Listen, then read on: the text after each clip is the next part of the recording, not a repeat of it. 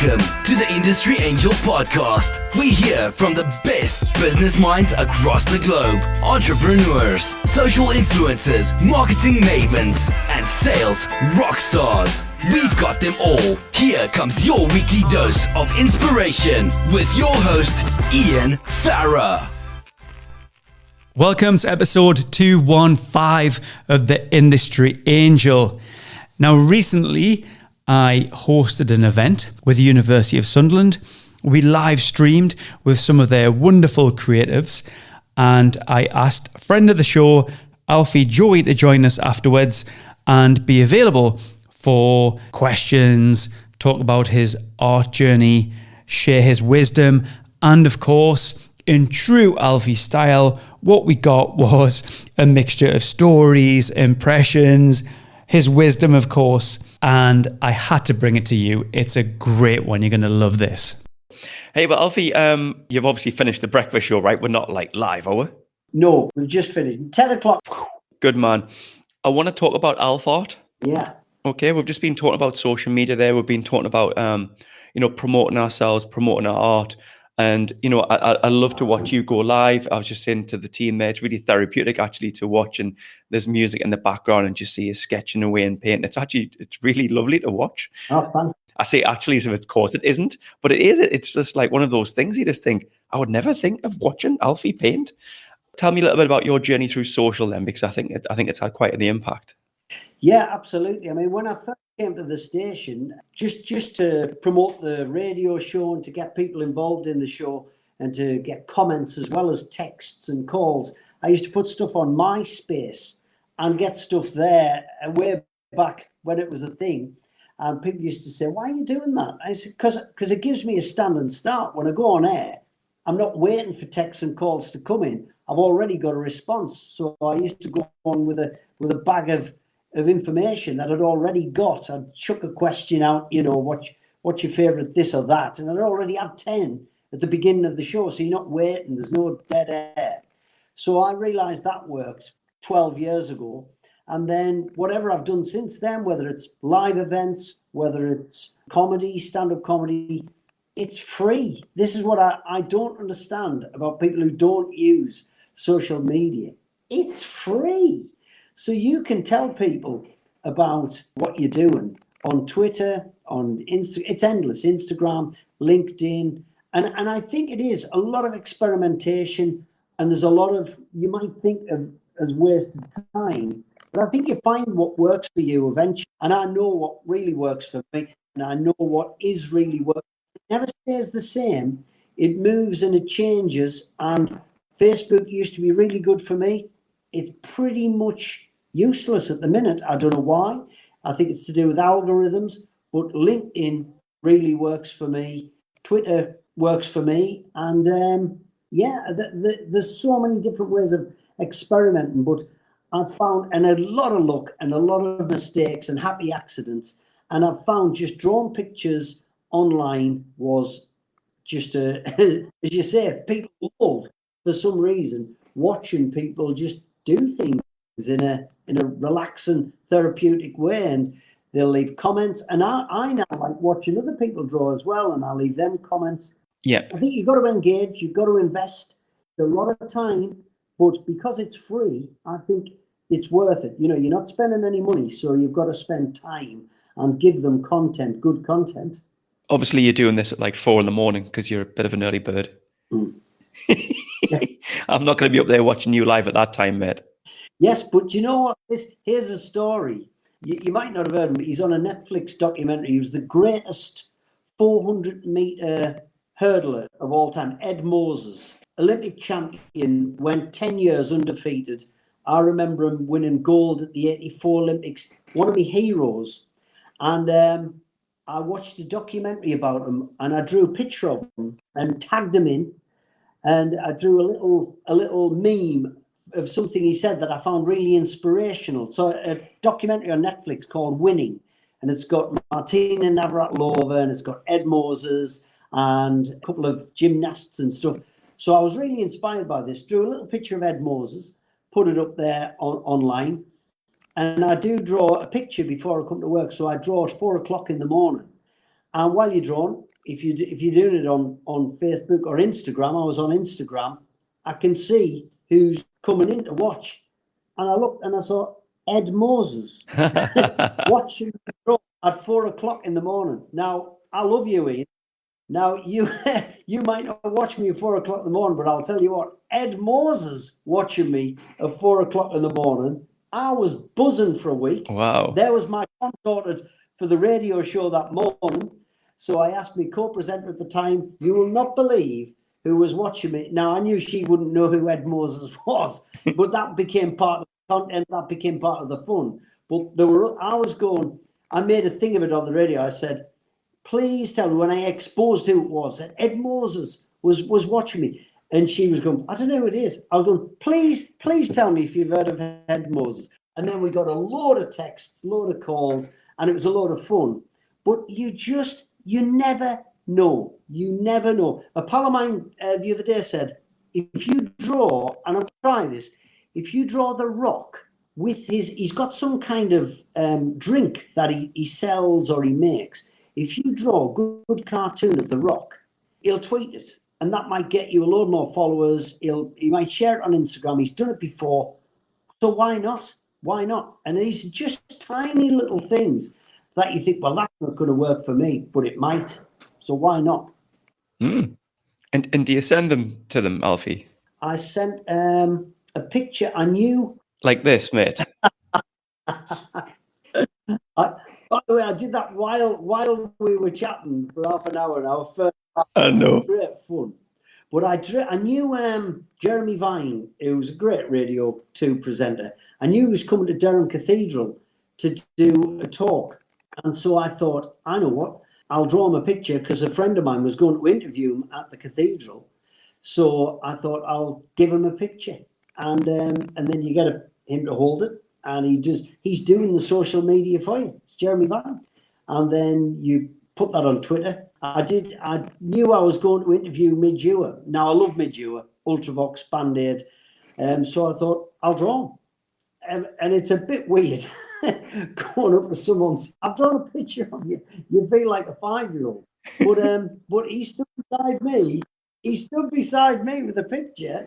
And I'm sure that picture might have ended up in the bin.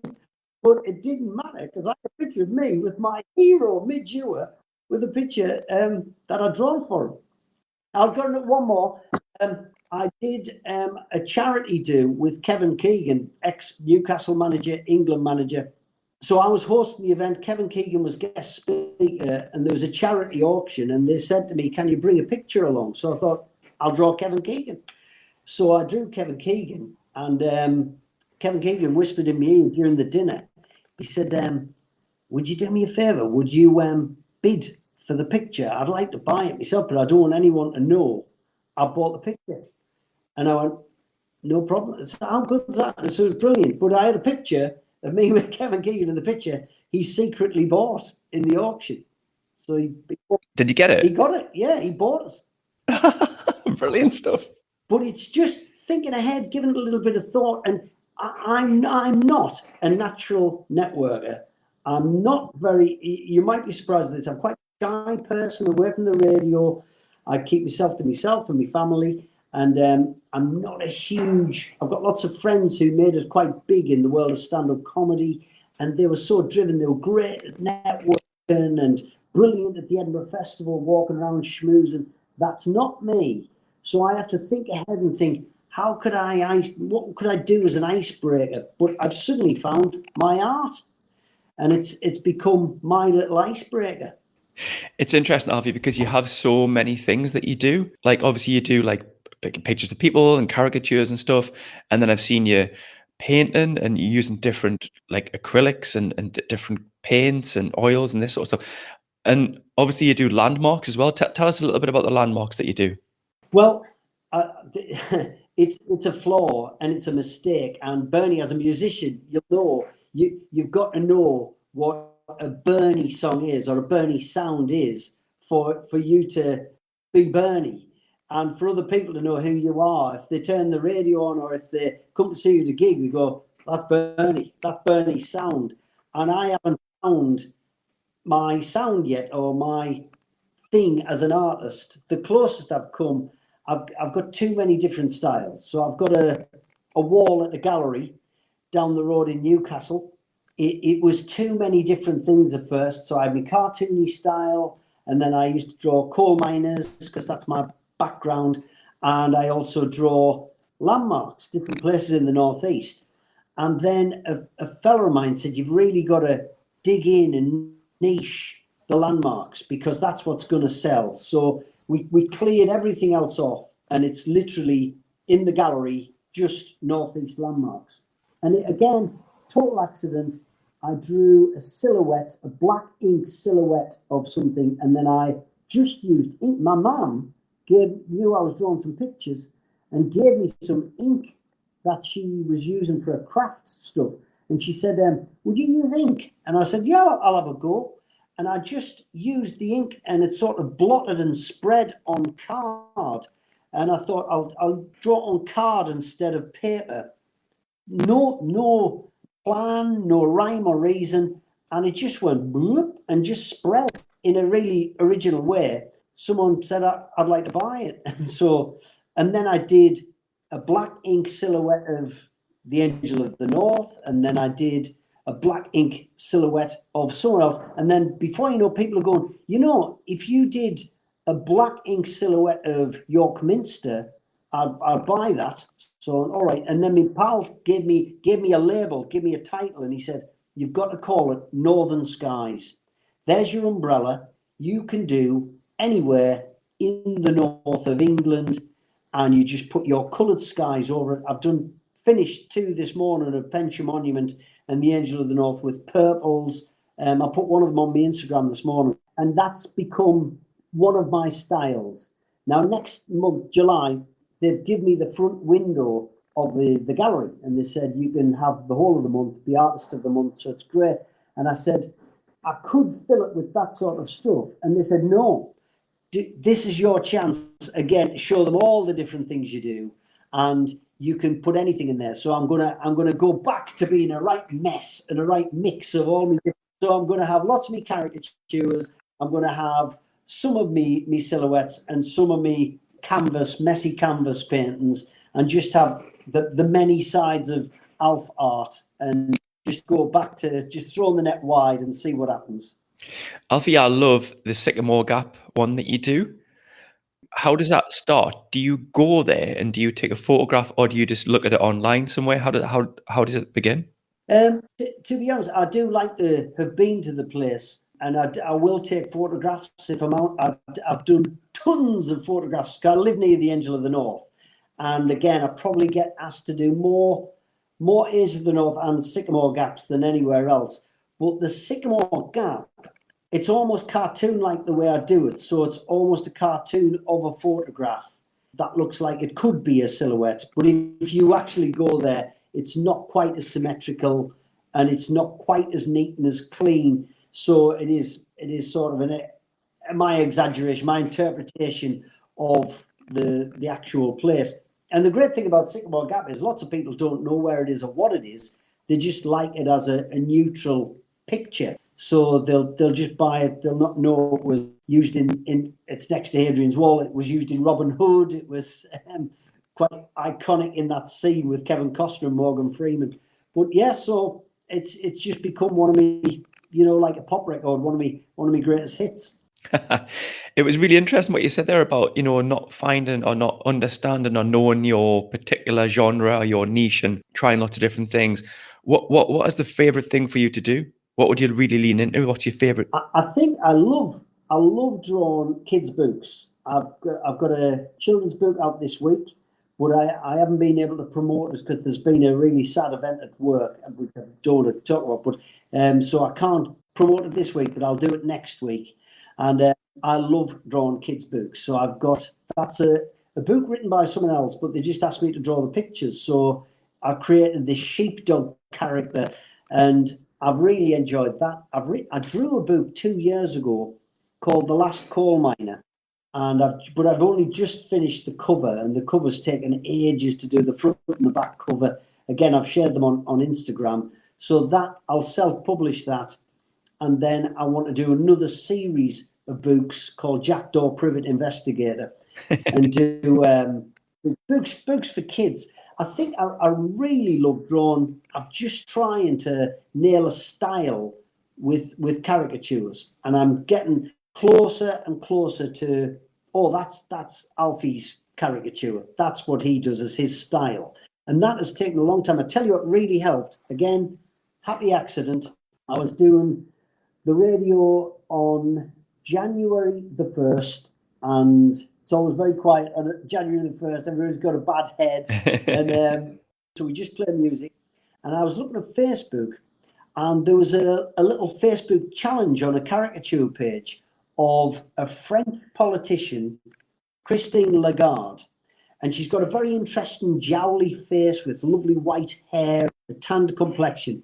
So I thought, oh, I'll draw her when I get home and I'll put it on that Facebook page. So I sent it and added it, was quite happy with it. And then I realised it was part of a month-long caricature challenge.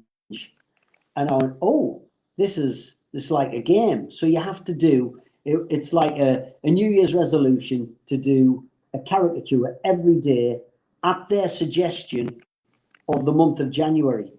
And it's really interesting because it's like that. You can see some are so much better than others and some are so much more accurate than others. But at the end of the month, when you see the pattern, you're getting closer and closer to what you want to do. And at the end of that month, because you're looking at everyone else's Christine Lagarde and everyone else's whoever you've been challenged to do, you think, oh, that person there's nailed it. She's done a brilliant one. Mine is not that good, but they've done that bit right, and I need to work on that in mine. And you just compare and contrast constantly, and you're part of a club, and it's a very supportive club, and you just do improve. I think repetition, doing something every day, definitely helps, but only if you learn from your mistakes and improve the bits and keep trying to finesse and tinker and get towards what you want to be and who you are in the process. So it wouldn't be useful for me just to copy other people's style, but think, what are they doing right that would help my style get better? So do you take inspiration from those other people, Alfie, when you're watching other people's caricatures? Do you pinch things or tips? Or Yeah, massively. So yeah. I've got a couple of my heroes would be, there's a guy called, here's a good story. There's a guy called Al Hirschfeld. This is absolutely true. And he lived till he was 100. And he drew for a century almost. And he drew all of the Hollywood stars of the 1940s. And if you ever see a Hollywood star turn up in a Bugs Bunny cartoon, that's the Hirschfeld style. That was based on Al Hirschfeld. And he drew Hollywood and theatre stars every week in the New Yorker magazine and then another famous New York magazine. You'd know his style. If you saw it, look up Al Hirschfeld, very famous. So I went to New York about 12 years ago, and he died, but the Al Hirschfeld estate, it's still in an apartment in New York. And I love his style. He was called the Line King, and he draws with as few lines as possible. But you still know that is Frank Sinatra or Gregory Peck. It's in as few lines as possible. He can draw Jack Lemmon or Ava Gardner, and you just know it's them with hardly any lines. So he's called the Line King. He used to have a barber's chair, and he used to use a fountain pen, a dip pen and ink, which is what I like to use, probably because of him. So I thought, I've got to go and look through the Hirschfeld collection. So I looked it up online, and you could arrange an appointment. So I went along, left my wife for the day. I said, I've got to go there. Oh, you'll be bored stiff. I'll go there. You do what you want to do for a day. So I go to the Hirschfeld apartment, and this guy, he was a really all showbiz camp. He was like Max from Heart to Heart, if you remember that TV show. And he had a gruff voice, and he said, "Come in, sir. We've been expecting you. I'll show you the collection in a short while. But would you like some tea? And you're English, so I presume you like tea." And he makes me a lovely cup of tea, and he sits down. He starts talking about Broadway. Well, I love old Broadway shows. Well, when Carol Channing was in Hello, Dolly, I tell you something. It was nothing like Barbara Streisand's movie version. This was and he's telling me story after story. I've got this team, my tongue's hanging out. I can't believe it. I was there for hours. And he then says, it's time to look at the collection. And I thought, wow, I'm going to see. So he puts these gloves on and he opens this thing and he starts showing me these pictures, Hirschfeld originals. Unbelievable. But then he starts to go through the prices and I think, he thinks I'm here to buy. And he starts going through the prices and it's like, this collection starts at $65,000. And I went, whoa, I can't afford anything like that. So he goes through that. I've got white at this stage. And the prices of these things. And then I think he realised I couldn't afford the originals. Because these, Woody Allen would buy a Woody Allen original, or Steve Martin would buy Frank Sinatra bought the original Frank Sinatra, So I'm thinking, I can't afford these. So I went, we're moving on to prints. So he showed me the prints are $10,000. And I'm thinking, I can't buy that. I'd love to buy one, but I can't. My wife would kill me. So we get through it all. And then I just said, have you got any postcards? And he went, no, and just showed me the door. But I'd got to look through the Heroes collection, and I did make a mistake. I tried to draw like Hirschfeld for quite a while, but Hirschfeld's Hirschfeld, and I don't like anyone else who draws like Hirschfeld. There's only one Hirschfeld, but I have been watching a guy on Facebook. Again, you can get so much out of YouTube and Facebook from tutorials from people you really like.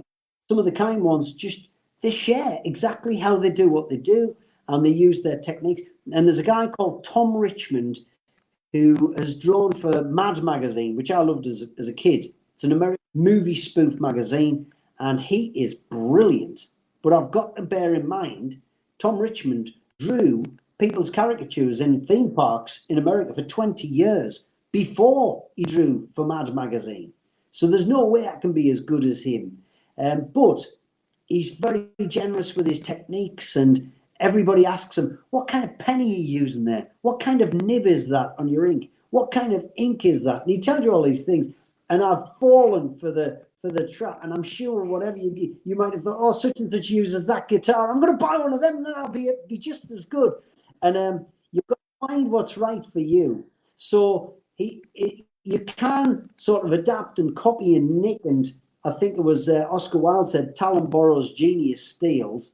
But at the end of the day, if you oversteal and you don't find what's for you, you'll just be a thief. You won't be you.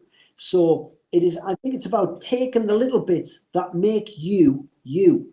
That's what I'm just starting to find that out now properly in art. I've only been doing art for a few years and it's all new, but I'm loving the adventure. Alfie, I'm going to throw this question at you that came in there from Ivan. How can artists be featured on the Northeast Art Collective or Biscuit Factory? How do you start?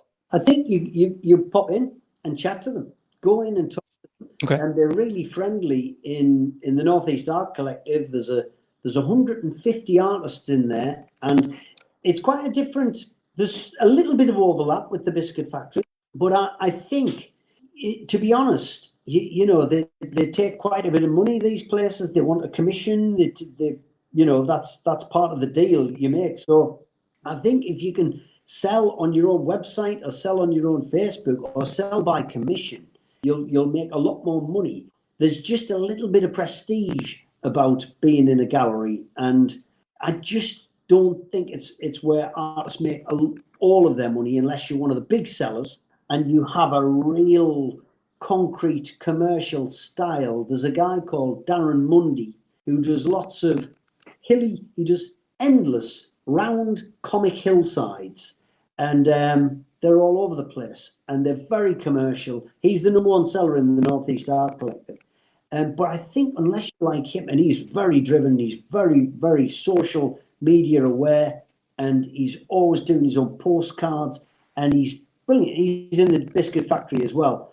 But I think unless you're that level, you probably won't make as much money unless you were selling to your little core of friends, your little social media fan base. That I think it's easier to grow a fan base at that level than it is to grow a fan base from a gallery, because you can sell yourself better than anyone else.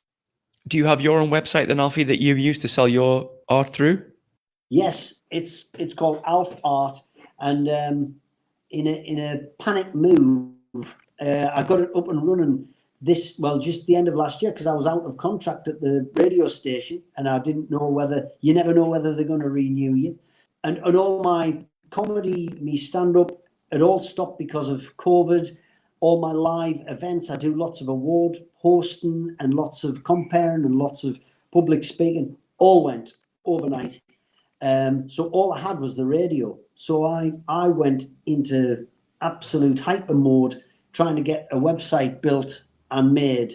So a pal of mine did it for me and got it ready in about October time, just for when I was going to get sacked, I thought, from the BBC. But they didn't. They give me another 2 years. So that was a big sigh of relief. But I knew I couldn't think of anything else to do. So I thought I need to have something ready to make some money in October if I don't get the radio. So that's why I got the website in time for October. Good stuff. Well, thanks so much for your time. Thanks for everyone for watching. If you've been watching, like this and help everybody else see it. Maybe you could share it as well, because there's been so much value in there. I think we're going to do this again. I'd love to do this in another month's time, and bring more people in and have more chats like this. So we've had some great conversations. So thank you so much, everyone. Thank you. Thanks for joining us, Alfie. And I know you were up early this morning, so I really appreciate you coming on and helping us today. That was great. Okay, everyone. Thanks so much for watching, and we'll see you next time. See you, mate. Thanks, Alfie Joey, for taking part in this university creative event, and of course for sharing his knowledge. I hope you enjoyed that. Thanks for all your support and for telling your friends about the show. Sharing it, of course, it really helps. Remember, you can find us on all the usual social channels to engage. Drop us a note, industryangel.com. That's the best place to signpost. Thanks to producer Misha for editing this one. I get the easy job. I'm Ian Farrer. This is the Industry Angel, and thanks for listening.